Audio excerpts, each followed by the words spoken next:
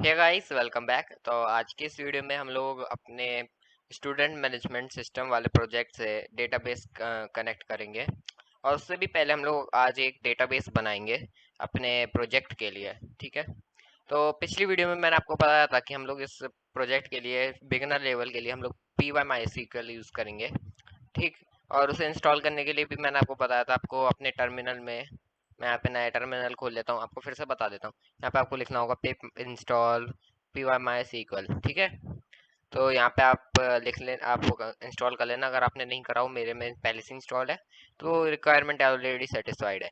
अगर आपके में कुछ ऐसा एरर आ रहा है कि पिप नॉट फाउंड या ऐसे ही, तो प्लीज़ मुझे कमेंट में बताएं, मैं उसे सॉल्व कर दूंगा। उसके लिए एक अलग सी वीडियो बना दूंगा मैं, अगर कोई एरर ऐसा आता है तो। ठीक है। तो ओके। तो मैं क्या करूंगा ना, पिछली वीडियो में मैंने आपको बताया था, आपको जैम्प इंस्टॉल करवाया था। तो यहाँ पे जैम्प खोल लेते हैं और माइस्क्वेल सर्वर को स्टार्ट कर देते हैं। तो अब ये देखिए, मैं पहले अपाचे को भी स्टार्ट कर लेता हूँ, क्योंकि अपाचे हमें चाहिए होगा इस टाइम के लिए, अपना डेटाबेस बनाने के लिए चाहिए होगा। फिर बाकी आपको फिर अपाचे की इतनी ज़रूरत नहीं पड़ेगी। तो मैं क्या करता हूँ, जल्दी से जाके एक सर्विस मैंने आपको पिछली वीडियो में बताई थी, MySQL उसे हम लोग बंद करेंगे। अगर आपके में पहले से MySQL इंस्टॉल है तो ये अपने आप चल जाती है, तो इसे हम लोग एंड कर देंगे। ओके। तो अब मैं क्या करूँगा कि एक बार इसे रिट्राई करूँगा, MySQL को स्टार्ट करूँगा। ओके, तो स्टार्ट हो चुका है। अब आपको क्या करना होगा कि अपने वेब ब्राउज़र में जाना है, जो भी यूज़ कर रहे हैं आप। और याद रखना, अपने अपाचे आपको खोल के रखना। तो यहाँ पे आपको टाइप करना है लोकल होस्ट। तो आपको कुछ ऐसा दिखना चाहिए। ठीक है। और फिर हम लोग क्या करेंगे, लोकल होस्ट स्लैश PHP माई एडमिन में चलेंगे। ये सब मैंने आपको पिछली वीडियो में बता दिया है। अगर आपने पिछली वीडियो नहीं देखी तो प्लीज़ उसे देख लें, मैं प्लेलिस्ट में ही है वो। ठीक है। अब आप इसका थोड़ा सा ओवरव्यू लें PHP माई एडमिन का, खुद जाके थोड़ा सा इस वीडियो को पॉज करें और इसमें थोड़ा सा आप इधर उधर जाके देखें कि क्या है ये चीज़ें। ठीक है। एक्सपोर्ट इम्पोर्ट और ये सब। ठीक है। और ज़्यादा से ज़्यादा हम लोग बस इनका ही यूज़ करेंगे। ऑलराइट। तो आप यहाँ पे कंसोल भी होता है, लेकिन इसका हम लोग कोई काम नहीं लेंगे। हम लोग यहाँ पे कमांड्स डाल सकते हैं कि क्रिएट टेबल। मैं यहाँ पे इसे लिख सकता हूँ कि अपना स्टूडेंट मैनेजमेंट सिस्टम, और यहाँ पे कॉलम्स डाल दूँ मैं कि नेम और ये सब। ठीक है। तो ये हम लोग नहीं करेंगे, तो इसे मैं हटा देता हूँ और इसे बंद कर देता हूँ। अगर आप ऐसा करना चाहते हैं तो कोई प्रॉब्लम नहीं है, लेकिन उसके लिए आप पाई माई फिर यूज़ ही ना करें, क्योंकि हम पाई माई इसलिए यूज़ कर रहे हैं ताकि हमें ईजी रहे। ठीक। तो अब मेरी बात आप ध्यान से सुनना। ठीक। आपने खोल लिया, मैं से एक बार वापस से रिफ्रेश कर देता हूँ आपके लिए। ठीक है। इसे मैं फिर से खोल देता हूँ आपके लिए। ठीक। मैं आ गया, मैं अपने वापस आ गया। आपको क्या करना है, यहाँ पे न्यू पे दबाना है। डेटाबेस का नेम आपको रखना है, और प्लीज़ मेरे साथ आप करते चलें। तो मैं यहाँ पे SMS1 रख देता हूँ, स्टूडेंट मैनेजमेंट सिस्टम 1 रख देता हूँ, अपने डेटाबेस का नाम, और उसे क्रिएट कर देता हूँ। और डेटाबेस हमारा बन चुका है। अब हमें एक टेबल बनानी होगी उसके अंदर। डेटाबेस के अंदर हमारी टेबल्स होती हैं। ठीक। अब आपको टेबल्स में कॉलम्स होते हैं और रोज होती हैं। कॉलम की हेडिंग हमें देनी है कि हमारे डेटाबेस में कौन कौन सी कॉलम की हेडिंग होंगी। तो जैसे ये सब है, ये हमारी कॉलम्स होंगी, हेडिंग्स होंगी, roll number, name, class, where. ठीक। तो मैं क्या करूंगा, इसे जरा इधर से लाके और ऐसे कर देता हूँ, ताकि मुझे आसानी रहे देखने में। अब मैं क्या करूंगा, क्रिएट टेबल है, यहाँ पे आपको कॉलम्स चूज करने हैं कि कितने कॉलम्स है। तो 1 2 3 4 5 6 7 8 9।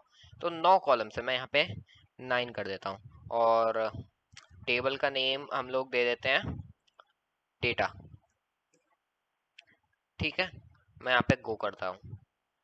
ऑलराइट। अब हमारी जो डेटा टेबल है उसमें हम लोग, आप यहाँ से क्या कर सकते हैं, जैसे ये है, मैं अभी क्रिएट नहीं हुआ तो अब इसलिए एक्सपैंड नहीं हुआ। अब यहाँ पे हम लोग जल्दी जल्दी से नेम्स रख देते हैं, तो रोल नंबर। और सबको आप लोगों को क्या करना है, यहाँ पे वैर चैर कर देना है, वैर कैर या जो भी आप कहते हैं, मैं तो वैर कैर कहूँगा। और इसकी लेंथ आपको 225 ही दे देनी है, क्योंकि 225 इसकी ही मैक्सिमम लिमिट होती है वैर कैर की। तो सब में यही हम लोग कर देते हैं नेम। और हम लोग को वैसे भी कोई डायनेमिक कैलकुलेशन या कुछ और करना ही नहीं है, तो हम लोग सबको वार कैर ही रखेंगे, चाहे वो इंट हो या चाहे वो नेम हो। तो क्लास ले लेते हैं एक, वो वेर ले लेते हैं। ठीक है, सेक्शन रख लेते हैं, इसे भी वेर रख देते हैं 225। आप चाहें तो वीडियो स्किप कर सकते हैं और इन्हें आप जल्दी से बना लें बस। ठीक है, मैं इसे जल्दी से बनाने की कोशिश कर रहा हूँ। 225 रख लें। और कांटेक्ट तो वैसे भी आपको वेर में लेना पड़ेगा, इंट की इतनी वैल्यू नहीं होती। ठीक है, कि आप कांटेक्ट से स्टोर कर ले +91, या फिर आप जो भी आगे लगाना चाहते हैं उसका प्रीफिक्स, तो उससे आपको ये स्टोर नहीं कर आएगा इंट, तो इसमें आपको वेर ही लेना पड़ेगा।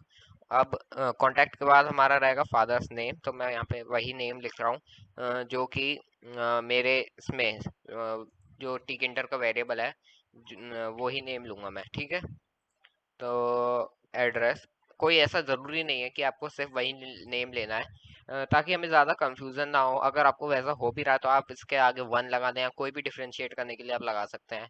ठीक है, तो मैं ऐसा ही रख देता हूँ, क्योंकि ये थोड़ा सा मेरे लिए भी आसान रहेगा और आपके लिए भी आसान रहेगा।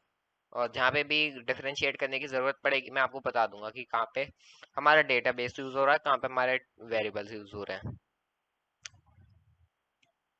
ओके, अब मैं इसे बढ़ा देता हूँ।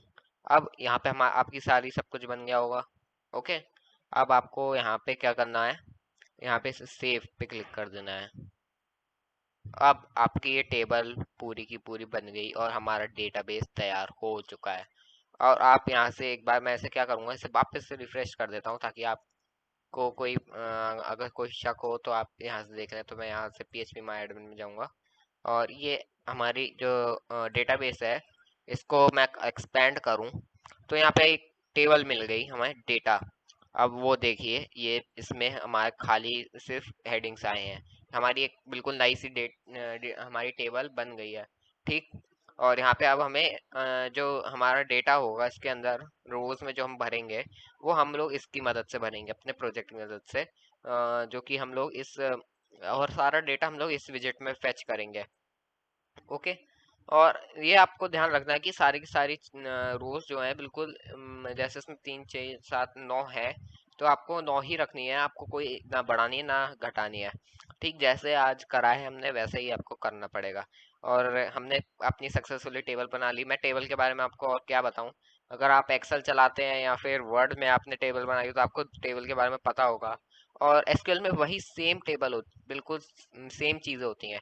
डेटाबेस के अंदर टेबल होती है और उस टेबल में डेटा भरा जाता है, बस, simple. Okay, so I hope आप लोगों को आज का वीडियो समझ आया होगा कि हम लोगों ने क्या किया। हमने अपना डेटाबेस सक्सेसफुली तैयार कर लिया है, और अब हम लोग अगली वीडियो से लिंक करना शुरू कर देंगे, और उसे बिल्कुल इसमें जहाँ तक है हम लोग अगली वीडियो से ही उसमें डेटा एंटर करना शुरू कर सकते हैं, अगर ज़्यादा टाइम नहीं लिया तो।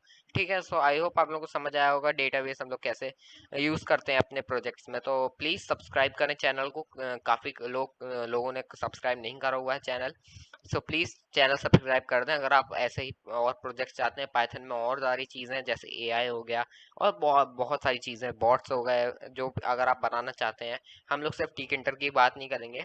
हम लोग आगे और भी सारी चीज़ें पाइथन से जावा स्क्रिप्ट से C++ और C++ से C# से करेंगे, और ये HTML और CSS भी देखेंगे, गो भी देख सकते हैं, रूबी भी देखेंगे।